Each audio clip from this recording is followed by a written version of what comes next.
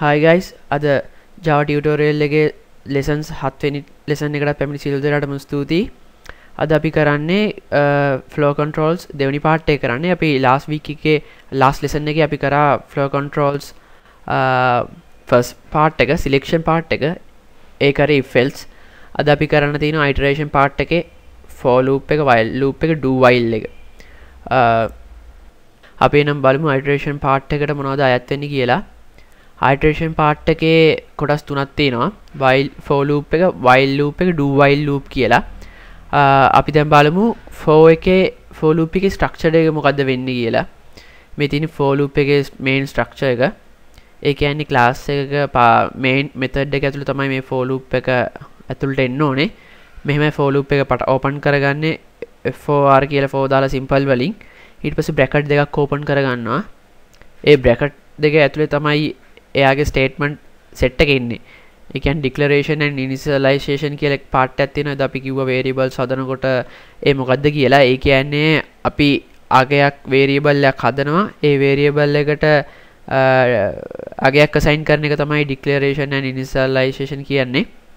ඊට පස්සේ ඒ කොටස ඉවරනම් පස්සේ අනිවාර්යෙන් semicolon එකක් දාන්න ඕනේ. semicolon එකෙන් පස්සේ condition එක එනවා. අපි condition කිව්වම true or false condition එකක් තමයි එන්නේ. ඊට පස්සේ ඒ condition එකකින් ඉවර වුණාම එතනත් අනිවාර්යෙන් semicolon එකක් එනවා. ඊට පස්සේ එනවා statement එක. ඒ කියන්නේ අපිට මොකද්ද දැන් හදපු int value එක හදුවනම් i කියලා මෙතන i අර postfix එකක් හදන්න ඕනේ i++ එක්ක i-. අපි මම ඒක ඉස්සරහට මම කියන්න මොකද්ද වෙන්නේ කියලා. මේක තමයි ඊට පස්සේ for loop එකේ int එකක් මේ මුලින්ම වෙන්නේ int එකක් හදන එක. ඊට පස්සේ int එක assign කරනවා බිඳුවට. ඊට පස්සේ එයා first step එකේ බලන්නේ එයා හදනවා variable එකක් a කියලා. ඊට පස්සේ second step එකට එනවා. second එකේ බලනවා ඒ condition එක true ද false ද කියලා. true වුණොත් අනිවාර්යෙන් third step එකට SOP ඇතුළට එනවා. මෙයාගේ මේ තියෙන curly bracket එකකින් ඇතුළට එනවා. ඇතුළට ඇවිල්ලා SOP එකක් system.out.println එකක් print වෙනවා. ඊට පස්සේ curly bracket ඉවරයි. අයිමත් select කරනවා for loop එකේ ඇතුළට fourth step එකේ මෙතනට a++. ඒ කියන්නේ දැන් බිඳුව නම් තිබ්බේ a ට එකක් එකතු වෙනවා. ඒ කියන්නේ එකයි. ඊට පස්සේ අයිමත් fifth step එකේ මෙතන a වැඩිද අඩුද කියලා බලනවා. මෙතනට ඇවිල්ලා බලනවා මේක true ද කියලා. දැන් a එකයිනේ. ඒත් true නේ. ඒක නිසා ඇතුළට යනවා. එහෙම දිගටම ගිහිල්ලා මෙතන තව එකක් වැඩි වෙනවා. එතකොට 2යි. අයිමත් ගිහිල්ලා 3යි. එහෙම ගිහිල්ලා 10 වෙනකන් යනවා. මෙතනට ඇවිල්ලා 10 9 ඒ කියන්නේ 9 වුණාන් පස්සේ 9ට එකක් එකතු වුණාම 10 10 වුණාන් පස්සේ දැන් මෙතනට යනවා. 10 වුණාන් පස්සේ ඒ 10ට වඩා වැඩි නෑනේ. එහෙනම් false. ඊට පස්සේ ඇතුළට එන්නේ නෑ. ඊට පස්සේ මෙතන මේ curly bracket එක ඉවරයි. ඊට පස්සේ එයා අනිත් class එකේ ඇතුළේ අනිත් scope ටිකට යනවා. ඊට පස්සේ මේ මෙතනින් මේ false වුණ ගමන් එයාගේ for එක ඉවරයි. එතනින්ම ඉවරයි. එහෙමයි මේ for loop එකේ මේ structure එක වැඩ කරන්නේ. අපි එනම් බලමු මේ අපි පොඩි ගානක් අපි එනම් code එකක් හදලා බලමු. මුලින්ම notepad එකක් open කරගෙන class name එක දාගන්න.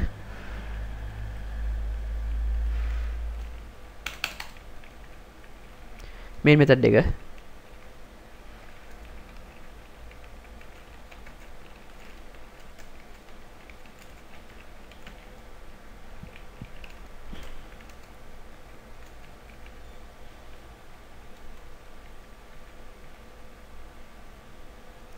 ඊට පස්සේ අපි for loop එක open කරනවා. for loop එකෙන් කරන්නේ අපි loop එකක් එක දිගට අපිට යම්කිසි අගයක් දාලා අපි ඒ අගයේ ඇතුළතදී වෙන loop එකක්. ඒ කියන්නේ අපි 1 ඉඳන් 10 වෙනකම් print කරන්න ඕන නම් SOP 10ක්. අපිට SOP 10ක් එකෙන් එකට අපි ලියන්න බෑ. එහෙම නෙමෙයි අපිට for loop එකට දාලා එක SOP එකක් දැම්ම පස්සේ SOP 10 print වෙන විදිහට අපිට හදන්න පුළුවන්. මෙහෙමයි for loop එක for කියලා දාගත්තා, bracket දාගත්තා. ඒකේ ඇතුළතදී int එකක් හදනවා. int අපි හදමු i සමානයි බිඳුව. semicolon දැම්මා. ඊට පස්සේ condition එක දානවා true ද false ද කියලා. i 10 කියලා දානවා. කියන්නේ මෙතනදී බලන්න කොහොමද වෙන්නේ කියලා. දැන් i අඩුයිනේ 10ට වැඩිය. එහෙනම් true නේ. එහෙනම් ඇතුළට එන්න ඕනේ. දැන් ඒක හරි. ඊට පස්සේ දානවා අපි i++. ඒ කියන්නේ එයාගේ next step එකේදී මෙතනට ආවම පස්සේ එයාට එකක් එකතු වෙනවා බිඳුවට එකක් එකතු වෙනවා. මෙතන අයමත් ගියාම දැන් 1යි නම් ඒකට අයමත් එකක් එකතු වෙනවා 2යි. දැන් අපි එයාගේ බ්‍රැකට් එක ඕපන් කරගත්තා. ඒක ඇතුළේ දාගත්තා SOP එක.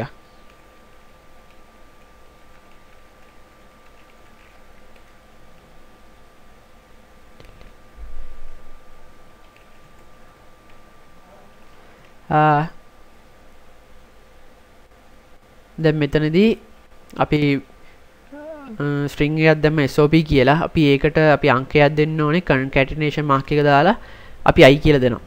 දාලා semicolon දාලා වහලා save කරනවා කියලා tuts.java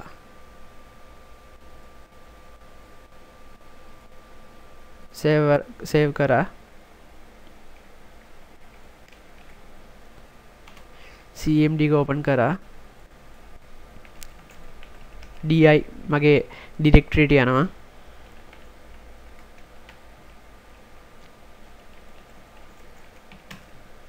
ඊට පස්සේ compile කරනවා මගේ file එක java c කියලා ගහලා.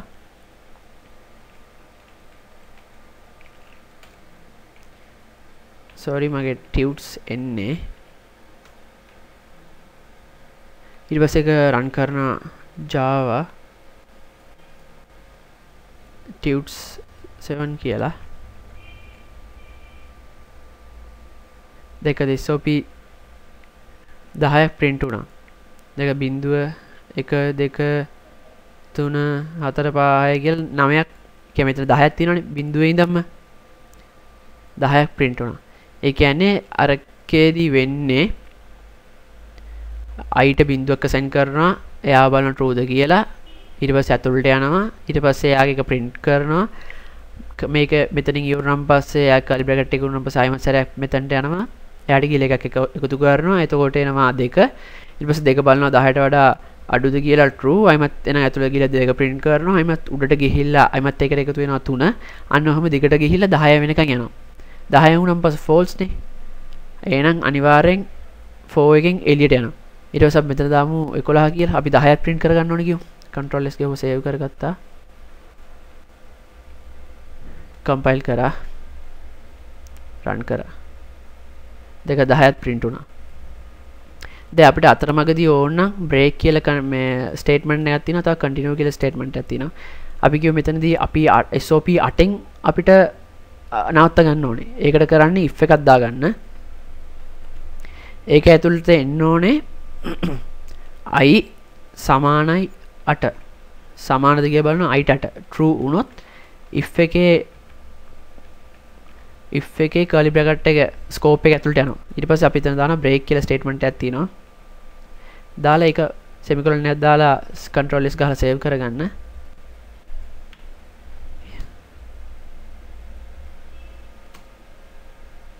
දෙකද 8 දී නැවතුණා එක. මෙතනදි වෙන්නේ එයා මෙහෙම දිගටම i ට එකක් එකතු කරගෙන ඇතුළට ගිහලා print කරනවා. print කරලා දැන් මෙතන i 8 වෙනි අවස්ථාවක් තියෙනවනේ. එතකොට if 8 වෙනි අවස්ථාවේදී මේක 8 print කරනවා. ඊට පස්සේ 8 print කරලා යටට ගිහලා බලනවා i කියන්නේ 8ට සමානද කියලා. සමාන නම් එයාගේ scope එක ඇතුළට යන්න කියනවා. ඊට පස්සේ scope එක ඇතුළට ගිහලා break කරන්න කියනවා. ඒ මේ අපි කරන loop එක break කිරීම තමයි මෙතනදී කරන්නේ. ඊට පස්සේ loop එක break කරලා එයාගේ scope එක ඉවරයි. ඊට පස්සේ 4 එකේ scope එක ඉවරයි. ඊට පස්සේ scope එකෙන් පිට තියෙන ටික Java virtual machine එකෙන් run කරනවා. ඒක තමයි අපේ මූලික for loop එකේ වැදගත්කම වන්නේ. අපි එනම් බලමු දැන් while එකයි while do එකයි කොහොමද වැඩ කරන්නේ කියලා. මෙන්න මෙහෙම තමයි while loop එක සමාවිත වන්නේ. while loop එකත් main method එකේ ඇතුළේ දෙන්නේ මෙහෙමයි. simple වලින් ඔක්කොම එන්නේ while ඊට පස්සේ bracket දෙකක් ඇවිල්ලා ඒක ඇතුලේ condition එක දානවා true ද false ද කියලා. ඊට පස්සේ curly bracket එකක් open කරගන්නවා curly bracket එකක් වහ ගන්නවා මෙතනින්. ඊට පස්සේ එයාගේ ඇතුලේ දාගන්නවා SOP එකක්. මෙතනදි වෙන්නේ condition එක false වෙනකන් එයාගේ ඇතුලේ loop එකක් වැඩ වෙනවා. කියන්නේ චක්‍රයක් වගේ වැඩ වෙනවා. ඒ කියන්නේ SOP අපි මෙතන 10න් මේක false වෙනවා නම් 10ක් ඇතුලේදී run වෙනවා. මේක ෆෝල්ස් වෙනකම් මේක ඇතුළේ වෙන දේ රන් වෙනවා. මෙන්න මේ true උන අවස්ථාවෙත් විතරයි මේක මේ curly bracket එක මෙයාගේ scope එක ඇතුළට යන්නේ. අපි එහෙනම් එකක් අපි කෝඩ් කරලා බලමු.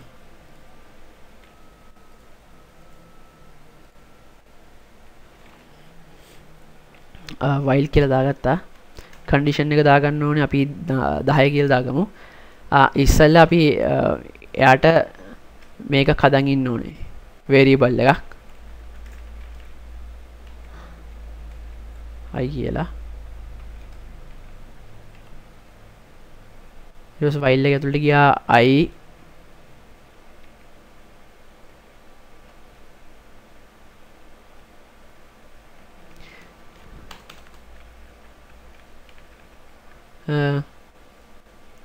දැන් අපි ඉතින් මෙතනදී SOP එකක්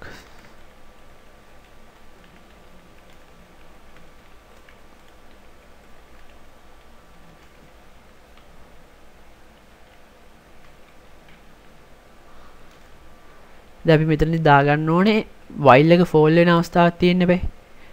while එක fall වෙන්න නම් 10ට වඩා i වැඩි වෙන්න ඕනේ. එහෙනම් ඉතින් මෙතන i කියන එක වැඩි කරගන්න ඕනේ අනිවාර්යෙන් එකක් එකතු කරලා.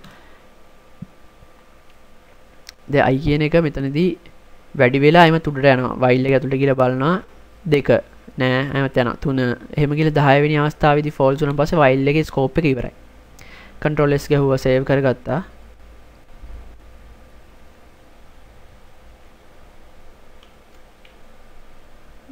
වැරද්දක් පෙන්නුවේ නෑ.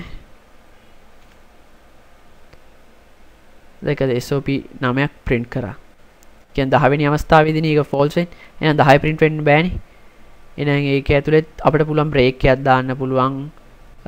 ඕන දෙයක් දාන්න පුළුවන්. break එකක් continue statement එක. අපි දා බලමු එහෙනම් කොහොමද do while loop එක වැඩ කරන්නේ කියලා. මෙන්න මෙහෙමයි do while loop එක වැඩ කරන්නේ. ඉස්සෙල්ලා වගේම variable එක හදාගත්තන් පස්සේ මේ method scope එක ඇතුළේදී do කියලා දාගන්නවා simple වලින්. එයාගේ scope එක කරනවා. එයාගේ scope එක ඇතුළේ statement එක අපිට ඕනේ මොකද SOP එක print කරගන්න නම් print කරගන්නවා. එතන ඇතුළේ mathematical මොකක් හරි condition මොකක් හරි එකක් කරගන්නවා නම් ඒක ඇතුළේදී කරගන්න පුළුවන්. ඊට පස්සේ එයාගේ scope එක වැහුවන් පස්සේ while කියලා දාගන්න ඕනේ. while කියලා දාලා තමයි condition එක දෙන්නේ true the false ද කියලා. අපි JVM එකෙන් read කරගෙන යනකොට do හම්බ වෙනවා. ඊට පස්සේ do හම්බුනන් පස්සේ එයා බලන්නේ කොහෙද while තියෙන්නේ කියලා. එයා යනවා while එකට. do ගේ scope එක ඉවරන පස්සේ තමයි අනිවාර්යෙන් while එක තියෙන්න ඕනේ. while එක ගිහිල්ලා බලනවා condition එක. එහෙනම් දැන් condition එක true වුණොත් do ඇතුළට යන්න කියනවා. කියන්නේ කරන්න කියලා. මේක ඇතුළේ තියෙන දේවල්. මේක false වුණාන් පස්සේ do scope එක ඉවර වෙනවා. අපි ඒකත් පොඩ්ඩක් code කරලා බලමු. ඉස්සෙල්ලා වගේම main method එක හදලා ඒකේ ඇතුළත int එක මම pass කරගෙන තිනවා. දැන් ඉස්සෙල්ලා අපි ඊට පස්සේ දාගන්න ඕනේ do කියලා. do එකේ scope එක ඇතුලේ අපි SOP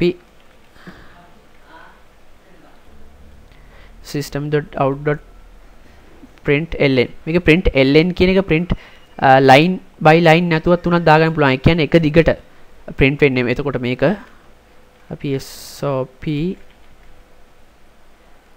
i කියලා දෙනවා. ඊට පස්සේ do ගේ scope එක ඉවරන තැන තමයි while එක දාගන්න ඕනේ. while එක දාලා condition එක දාගන්නවා i අඩුයි 10 කියලා දාලා අනිවාර්යෙන් while එක ඉවර වෙච්ච ගමන් දාන්න ඕනේ semicolon එක. control s ගැහුවා save කරා.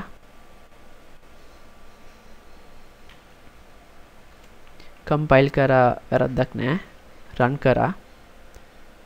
දෙකද SOP දිගටම මේකේ මොකක්ද උනේ කියලා දන්නවද? the control C ගහලා මේව කරගන්න. close මේ run වෙන එක stop කරගන්න. මෙතනදී උනේ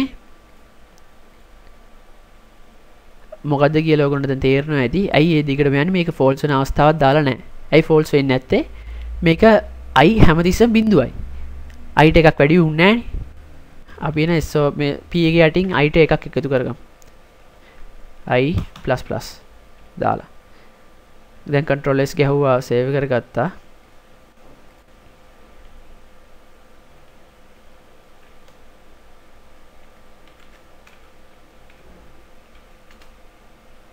compile කරා run කරා.